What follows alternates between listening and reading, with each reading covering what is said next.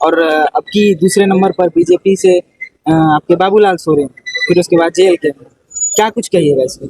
देखिए, स्पष्ट संदेश है स्वर्गीय शिक्षा मंत्री रामदास सोरेन जी को घाटशिला विधानसभा की जनता ने अपनी श्रद्धांजलि दी है।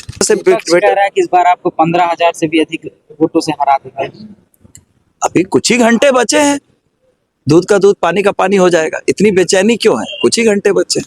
आपके जो पार्टी के प्रतिनिधि हैं वो लीड कर रहे हैं, पहले राउंड में भी पहले नंबर पे थे, दूसरे राउंड में भी पहले नंबर पे, और अब की दूसरे नंबर पर बीजेपी से आपके बाबूलाल सोरेन, फिर उसके बाद जेल के, क्या कुछ कहिएगा इसमें?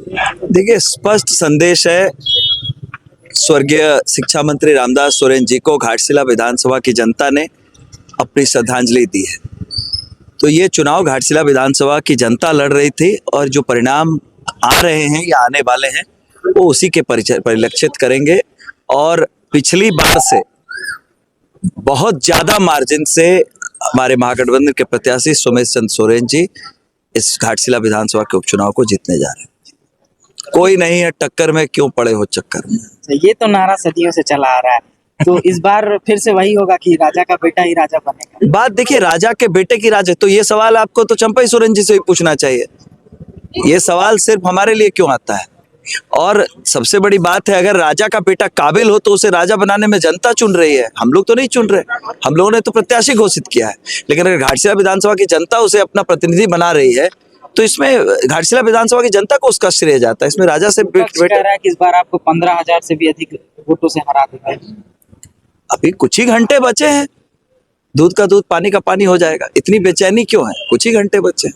आप कितना मतलब इसको लेकर के आश्वस्त हैं? देखिए, हम लोगों ने तो डे 1 से कहा है। आप पिछले 17 तारीख को नॉमिनेशन हुआ था सोमेश चंद्र सोरेन जी का। 17 तारीख से लेकर अभी तक के मेरे सारे बयानों को आप उठाकर देख लें। पिछली बार की मार्जिन से ज्यादा मार्जिन से घाटशिला विधानसभा की जनता उन्हें अपना प्रतिनिधि चुनने जा रही है। अच्छा, इस बात का आप लोगों को वो नहीं रहता है मन में कि अगर कहीं हम लोग हार जाते हैं तो फिर इसके बाद का क्या होगा? देखिए, जो भी इस पेशे में आता है, जिंदगी के जैसे सुख और दुख दो पहलू हैं, हार और जीत दो पहलू है, राजनीति के भी हार और जीत पहलू हैं। एक स्पोर्ट्समैन की स्पिरिट से हम लोग लड़ते हैं, जनता के पास जाते हैं, अपनी बातों को रखते हैं। अगर स्वीकार करती है जनता तो आशीर्वाद देती है, नहीं स्वीकार करती है रिजेक्ट करती है, फिर कोशिश करते हैं। ये तो परंपरा है, इसमें घबराहट और बेचैनी जैसी कोई बात ही नहीं।